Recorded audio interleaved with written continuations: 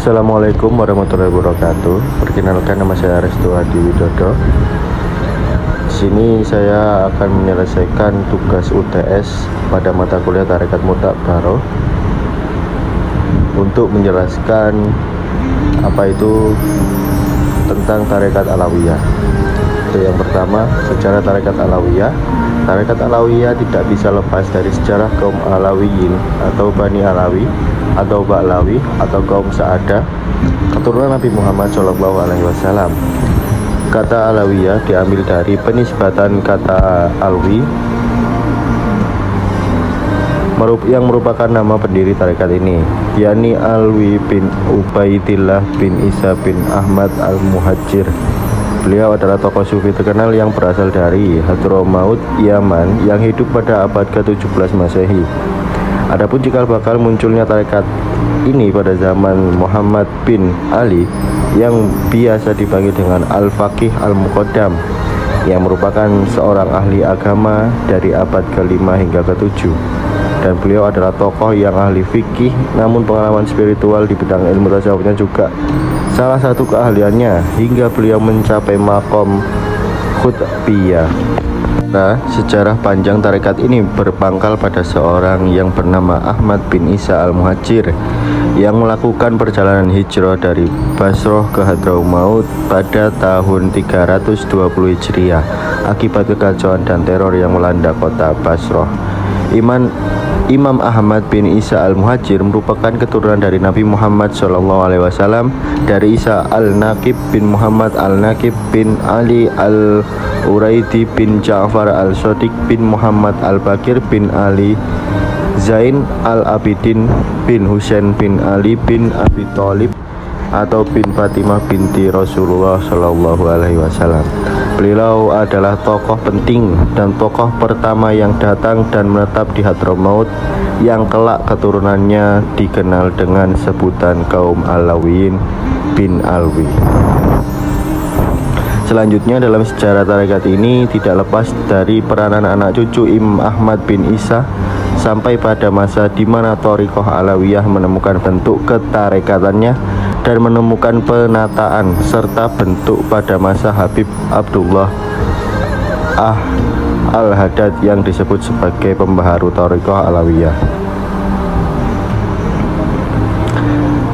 Kita masuk pada perkembangan tarekat Alawiyah. Dalam perkembangan tarekat Alawiyah memiliki 4 periode, termasuk dalam penyebutannya, yaitu periode pertama pada abad ke-3 dan 7 Hijriah dikenal dengan sebutan Al-Imam, yang berarti mujtahid. Adapun ulama pada fase ini diantaranya ialah Imam Ahmad bin Isa al-Muhajir, Imam Ubaidillah Ibnu Ahmad, Imam Muhammad Faqih al-Muqaddam.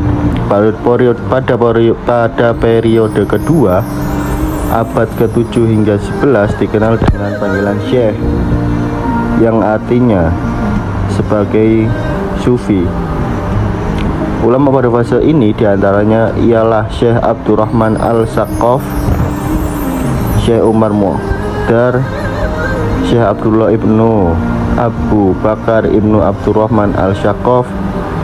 Periode ketiga pada abad ke-11 hingga 14 dikenal dengan sebutan Al-Habib. Ulama pada fase ini antara lain Habib Abdullah ibnu Alawi al-Haddad, dan terakhir pada periode keempat abad 14 hingga sekarang yang disebut dengan Syarif dan Sayyid.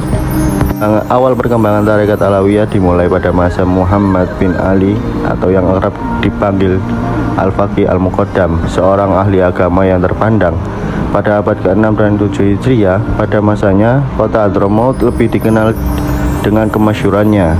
Muhammad bin Ali adalah ulama besar yang mempunyai kelebihan di bidang agama secara mumpuni, di antaranya soal fikih dan tasawuf.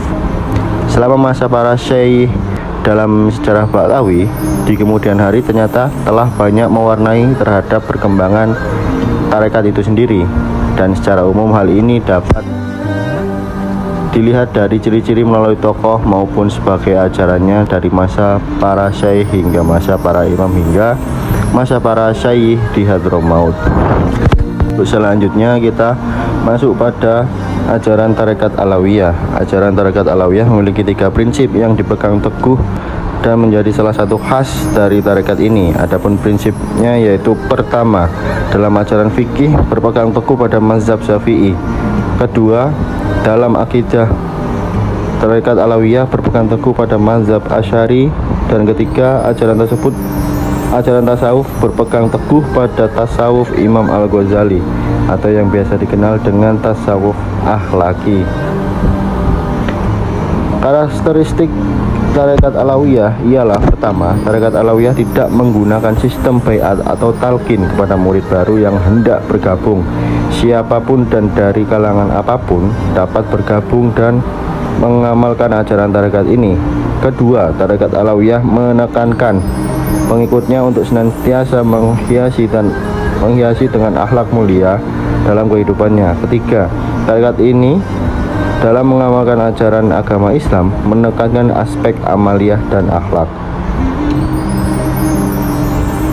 Adapun wirid dan zikir bagi para pengikutnya tidak harus dibaiat terlebih dahulu. Dengan kata lain, Tarekat Alawiyah boleh diikuti dan dipraktikkan oleh siapa saja tanpa harus berguru sekalipun kepada mursyidnya.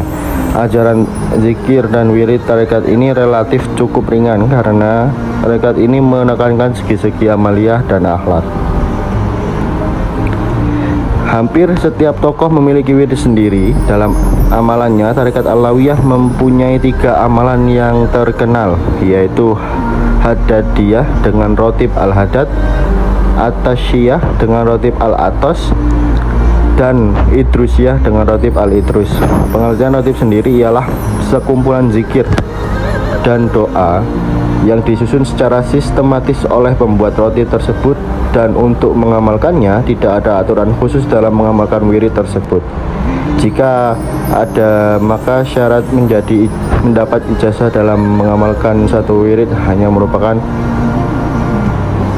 afhaliyah atau keutamaan, bukan suatu keharusan. Mungkin itu dari saya, Jaya Restu Adi. Apabila ada salah kata atau pengucapan atau gerak tubuh yang terlihat, saya mohon maaf sebesar-besarnya. Dari saya cukup sekian. Wassalamualaikum warahmatullahi wabarakatuh.